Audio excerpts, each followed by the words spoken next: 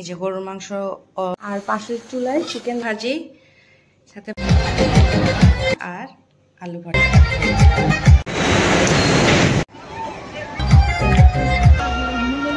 এখন বাজে সকাল 5:30। তো আমি চলে যাব ডিরেক্টলি প্রেয়ারে। হ্যালো এভরিওয়ান, আসসালামু আলাইকুম। কেমন আছেন সবাই? আজকে পহেলা বৈশাখ, তো সবাইকে শুভ নববর্ষ। আজকে সকাল সকাল পান্তা যে প্রিপারেশনটা সেটা রেডি করে রেখেছিলাম গতকালকে, আর সাথে আছে ইলিশ মাছ ভাজি। তো চলুন কথা না বাড়িয়ে দেখতে থাকি আজকে আমরা কি করি। হোপ আজকের ভিডিওটা অনেক ইন্টারেস্টিং হতে যাচ্ছে, আপনারা অনেক লাইক করবেন। তো পাশে থাকুন, পুরো ভিডিওটা দেখুন। ইলিশ মাছ ভাজির সাথে পাশাপাশি রেখেছি আলু ভর্তা, এই জন্য আলুগুলাকে সিদ্ধ করে নিচ্ছি। আগে আমি আলুগুলাকে অফ ক্যামেরাতে কেটে নিয়েছি, এখন প্রেসার কুকারে সিদ্ধ হতে দিব।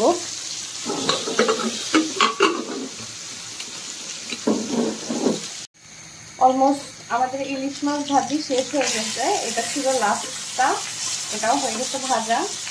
তো আমি এটাকে তুলে নিব। এরপর এখানে হচ্ছে পেঁয়াজ ভাজবো।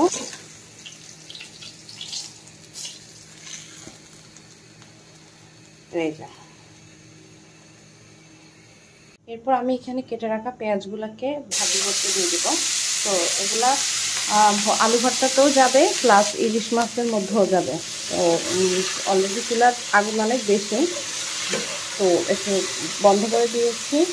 পেঁয়াজটা হয়ে গেলে নামিয়ে আলু ভর্তার মধ্যে অ্যাড করবো, আর বাকিটা হচ্ছে ইলিশ মাছের মধ্যে অ্যাড করবো। এরপর এখানে দিয়ে দেবো শুকনো মরিচগুলো, হালকা একটু ভেজে উঠায় নিব। আর অলরেডি তেলের মধ্যে লবণ আছে, তো আমি এক্সট্রা করে এখানে কিছু অ্যাড করলাম না।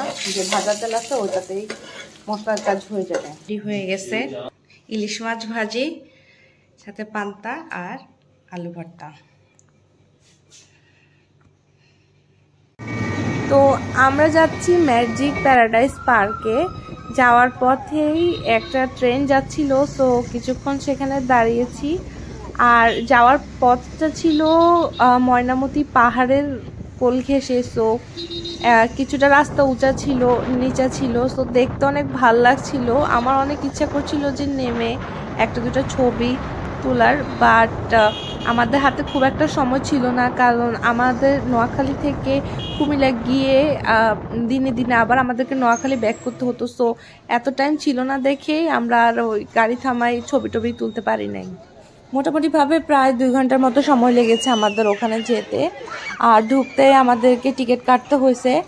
আমরা যে প্যাকেজটা নিচ্ছি সেটার মধ্যে একটা ওয়াটারল্যান্ড প্যাকেজ ছিল। ওয়াটারল্যান্ড মানে হচ্ছে পুরো দিনে ওয়াটারল্যান্ডের মধ্যে যতগুলো রাইডস আছে সবগুলো ফ্রি। আর ওদের ওয়াটারল্যান্ডটা এত বড়, আমি আরও কয়েকটা এই টাইপের পার্কে গিয়েছি, বাট এদের পার্কটা আমি আসলে অনেক এনজয় করেছি। সো ওটার পাশাপাশি আর 4টা করে রাইড ছিল, আর আমাদের জনপ্রতি খরচ পড়েছে 750 টাকা করে। আচ্ছা, এবার ইন্টারেস্টিং পার্টটা বলি। আমরা যদিও 4টা রাইড নিয়েছিলাম, বাট আমরা ইন্ডিভিজুয়ালি একটা করে রাইডই মাত্র ইউজ করেছি, আর বাকি যে রাইডগুলো ছিল সেগুলো আমরা ইউজ করতে পারিনি, কারণ আমার হাইটে অনেক ভয় লাগে। আর পাশাপাশি আর টাইম ছিল না, এত পরিমাণে ওয়াটারল্যান্ডে আমরা এনজয় করেছি। প্লাস ওখানে 2টা কন্টেন্ট ক্রিয়েটারও আসছিল কলকাতা থেকে, ওরা লাইভ পারফরমেন্স করতেছিল। তো মানে সব কিছু মিলায় যে টাইম হয় নাই আমাদের ওই রাইডগুলোতে চড়ার। তো আমরা এখানে ঘোরাঘুরি শেষ করে প্রায় বিকালবেলায় কাজ শেষ করে আমরা আবার নোয়াখালীর উদ্দেশ্যে রওনা দিয়ে দিই।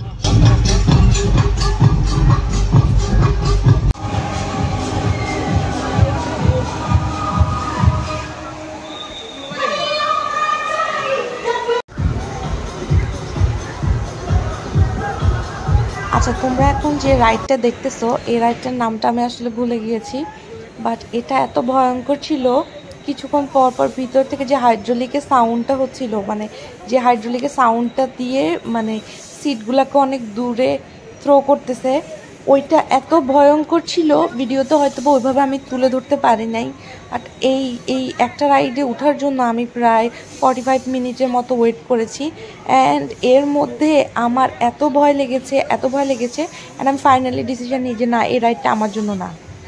এরপর এখন যেহেতু অলরেডি প্যাকেজটা কিনে নিয়েছি। সো এখানে তো আমাকে একটা রাইডে হলেও উঠতে হবে। তো ছোট বাচ্চাদের একটা রাইড ছিল, যেখানে ছোট মানে একটা কি বলে সার্কেলের মধ্যে বাচ্চারা বসে, প্লাস হচ্ছে সামনে কয়েকটা গুলির মতো থাকে, সামনে কয়েকটা দুষ্ট ডেভিল থাকে, ওদেরকে গুলি শুট করতে হয়। তো আমি ওই রাইডটাতে উঠেছি। ওইটা একদম মানে ফানি একটা রাইড ছিল। তো এত ফানি রাইড ছিল যেটার ভিডিওতেই আনতে পারি নাই, মানে হাসতে হাসতে শেষ। এটা আবার কিসের রাইড? এটা হচ্ছে আমাদের ইভিনিং স্ন্যাক্স, প্যানকেক, আর সাথে হচ্ছে ফ্লেভারফুল মিল্ক। সো এখানে আমি দুধের সাথে সাথে সিনামন, কার্ডামাম, একটু হালকা একটু সুগার, সল্ট অ্যাড করেছি। That's it. এখন করতেছি বিফ রান্না, ওয়ান ওয়ে বিফ রান্না। সো এখানে আমি সবগুলো মশলাই একসাথে মিশিয়ে রেখেছিলাম, সবগুলোই দিয়ে দিব। দিয়ে পুরাটা হওয়ার জন্য প্রেসার কুকারটা লক করে দিব, অ্যান্ড পুরাটা একসাথে মিশে যাবে এটার জন্য। আর এখানে আমি গরুর মাংসে হলুদ, মরিচ, জিরা, ধনিয়া, গরম মশলা, আদা, রসুন সহ সরিষা, কাঁচামরিচ, পেঁয়াজ সবকিছু একসাথে দিয়ে দিয়েছি। দিয়ে এক দিয়ে লক করে দিব কুক হওয়ার জন্য। তো এটা কমপ্লিটলি কুক হতে সময় লাগবে 15 মিনিট। সো 15 মিনিট পর আমরা আবার দেখতেছি কি হয়। আর পাশের চুলায় চিকেন রান্না হচ্ছে। তো এটা অলমোস্ট হয়ে গেছে। এই যে গরুর মাংস পুরোটা রান্না হয়ে গিয়েছে। তো আজকে ডিনারে আছে গরম গরম গরুর মাংস, মুরগি রান্না, ভাত আর সালাদ। তো দেখা হচ্ছে পরের ভিডিওতে। সবাই ভালো থাকবেন। আল্লাহ হাফেজ।